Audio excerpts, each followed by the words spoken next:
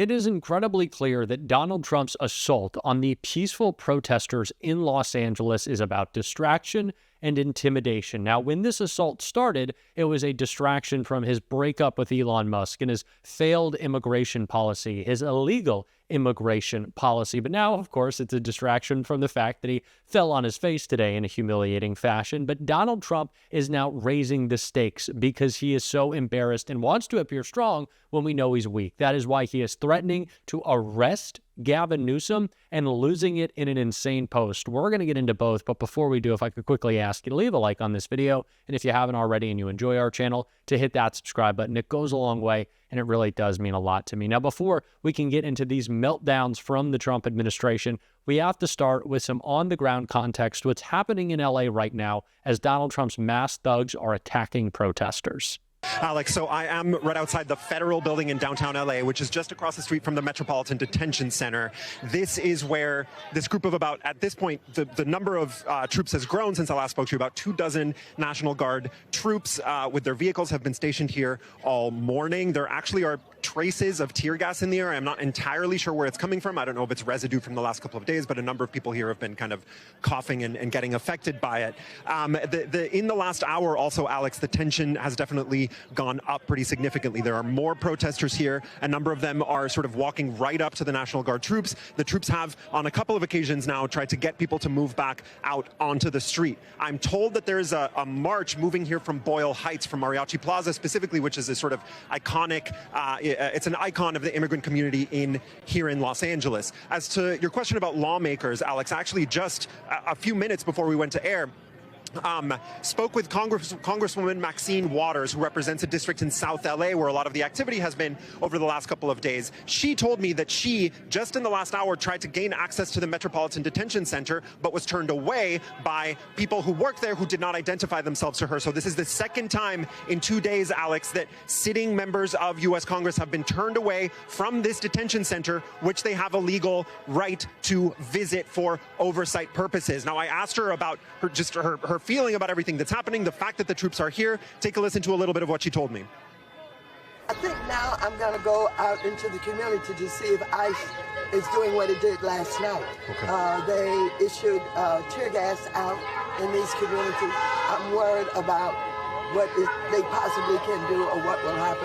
So I'm going to be around. I may try to come back. I'm going to try and call more elected officials to come out here because of these guards with these guns. We have been talking for some time about how dangerous it is for Donald Trump's thugs to be covering their face with masks, to refuse to identify themselves, and now they're not letting a sitting congresswoman do her legally obligated job of oversight at an ICE detention facility. They're not going to let her check it out. They're not going to let her see and show the press what Donald Trump is bringing in to assault these peaceful protesters. You saw in the video, people are simply standing. They are standing. Oh no, get the loiterers. What's going to happen to Los Angeles if people stand in their communities? Ooh, such scary times. And it's the reason Gavin Newsom is speaking back forcefully now, and we can see that in this post right here. Newsom wrote, "I have formally requested the Trump administration rescind their unlawful deployment of troops in Los Angeles County and return them to my command. We didn't have a problem until Trump got involved. This is a serious breach of state sovereignty and inflaming tensions while pulling resources from where they're actually needed. Rescind the order, return control to California." Exactly. The same people who talk about states' rights and getting rid of big government are invading California right now. And that call out from Gavin Newsom is exactly what led Donald Trump to meltdown. Then we'll see the arrest threat and the crazy post he made. Could have gotten much worse. And you have an incompetent governor. Just take a look at the train stations that he's building. Like 20 times over budget. Nobody's ever seen anything like it. So I did call him the other night. I said, look, you got to take care of this. Otherwise, I'm sending in the troops. That's what we did. Thank you very much. You have a question for Marco? Question for Marco? Donald Trump doesn't even know what he's attacking Gavin Newsom about. At this point, he's just kind of flailing and losing his mind. He knows how weak and feeble and just cognitively in decline he appears. Not appears, he is. And so he's lashing out. And that's what we saw from his border czar, Tom Homan, speaking on behalf of the administration, threatening Gavin Newsom. Trump border czar threatens to arrest Newsom and LA mayor. Border czar Tom Homan threatened to arrest California Governor Gavin Newsom and Los Angeles Mayor Karen Bass if they interfere with federal immigration enforcement. Donald Trump has taken the extraordinary step of deploying 2,000 National Guard troops to quell protests against immigration and customs enforcement raids in LA, despite objections from Newsom and Bass characterizing demonstrations as out of control and violent. And we can see that call from border czar Tom Homan right here. I would think every elected governor and every elected mayor, number one responsibility is to remove public safety threats from their communities. That's what he's trying to do, but they're not helping. There have been threats, previously that if you stand in the way of your enforcement operations, you could be subject potentially to arrest. Are you saying that about Mayor Bass and Governor Newsom? Are they at risk of being arrested? I'll say it about anybody. You cross that line. It's a felony to knowingly harbor and conceal an illegal alien. It's a felony to impede law enforcement from doing their job. And that is key right there. First of all, Tom Homan always sounds like he has a bunch of marbles in his mouth. So not only can I not understand him, I can't stand hearing him, but that is not where this stopped. Of course, the whole point is to distract and to put on this facade. Donald Trump's all powerful. It's not true. He's weak, and that's why he's melting down on Truth Social, hiding behind his keyboard right here. Trump wrote on Truth Social, a once great American city, Los Angeles, has now been invaded and occupied by illegal aliens and criminals. Now violent insurrectionist mobs are swarming and attacking our federal agents to try and stop our deportation operations. But these lawless riots only strengthen our resolve. I am directing Secretary of Homeland Security Kristi Noem, Secretary of Defense Pete Hegseth, and Attorney General Pam Bondi, in coordination with all other relevant departments and agencies, to take all such action necessary to liberate Los Angeles from the migrant invasion and put an end to these migrant riots. Order will be restored, the illegals will be expelled, and Los Angeles will be set free. Thank you for your attention to the matter. He is just an insane madman at this point. He has very clearly lost his mind. Doesn't know what he's saying. He is completely out of it. And all the same, at the same time, they're hiding. They're trying to act like this is this very public action, but they're trying to hide everything. Again, Maxine Waters was denied from her rightful oversight over these facilities, and she talked all about it when she was on the ground. I want to take a listen to exactly what she had to say in this clip right here. Yesterday, it seems that ICE was in Los Angeles in a number of neighborhoods, but they arrested David Werta, who is the head of one of our SCI unions. We don't know why. We don't know where he is. We don't know why they're calling in the National Guard. There's no danger. There's no violence. The President of the United States hates Los Angeles because we're a sanctuary city. He doesn't like us, and we're targeted. And so I believe that he really wants to have martial law to show that he's in charge. He's the President of the United States, and all of the city of LA is targeted.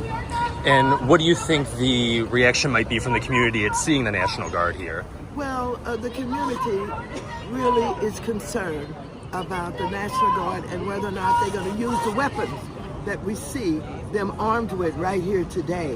Why do they have all these weapons? Who are they going to shoot? And why would they shoot anybody? Even if someone was protesting against ICE, being able to try and deport them. Why would they shoot anybody?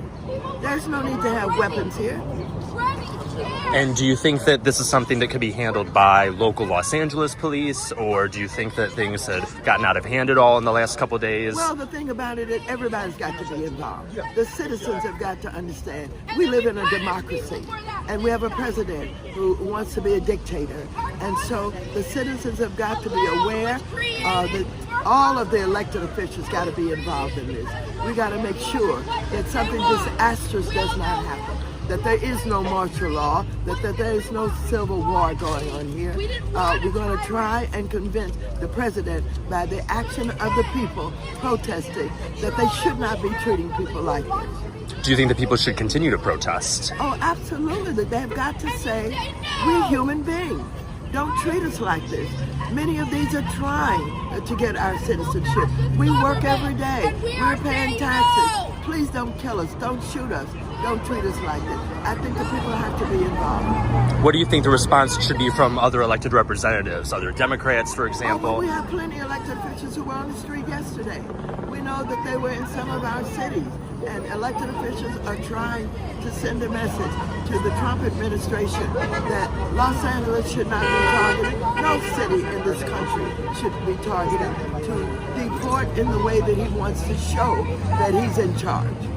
I think we can guess if they don't want Democrats doing oversight. One, this is a big spectacle. And two, they're breaking the law, because of course they are. That's what this administration is all about. And it will only continue. And as a matter to just make a scene, they're just trying to make a scene. They want to distract us, and they're doing it in the most destructive way possible. But with that understood, it is incumbent upon us to continue to call it out. We're going to be doing so, but we got to get more information, which we saw on the ground from MSNBC right here. And Alex, I'm also just learning from my colleague Kelly O'Donnell, who says that a White House official told her that the president actually spoke to Gavin Newsom on Friday and said that he needed to get the police in gear because things were getting under control. So that is some news that the president spoke directly to Gavin Newsom again on Friday at these protests were getting underway. But this also should come as no surprise, because the president has railed against not just Gavin Newsom, but also officials in Democrat-led cities really since the start of this administration, even going back to his first term. And he has also tried to make it a point that, and his borders are Tom Homan has as well, that if these local officials stand in the way of immigration enforcement, that they will then be prosecuted. Now, Tom Homan, in his interview with my colleague Jacob Sovroff, did make it clear that Governor Newsom and the Los Angeles Mayor Karen Bass had not crossed that line just yet, but he did make it clear that if they did, that they would be prosecuted. But you see those live images right there of National Guard troops on the ground in Los Angeles, waiting to see if there is any more escalation of those protests throughout this afternoon. We'll certainly be watching, and the administration is watching too. Again, though, the president had already spoken with Governor Gavin Newsom, and he deployed those troops, even despite Newsom's opposition, Alex. Opposition because Newsom said that we've got it under control and we can handle it. But there you have it. Okay, thank you for that, Kate. I am so glad to see these protesters fighting back. It is such a powerful image, not only defending their communities from these ICE invasions, but also pushing back against the National Guard, which is attacking them for their rightful place, standing their ground in their community. This is the type of fight that we need. We need elected Democrats behind it. I'm going to be calling for that and talking about it on this show. And if you want to support that, as always, you can hit that subscribe button, leave a like on this video, and if you stuck around at the end, drop a blue heart in the comments. And until next time, I'll see you soon.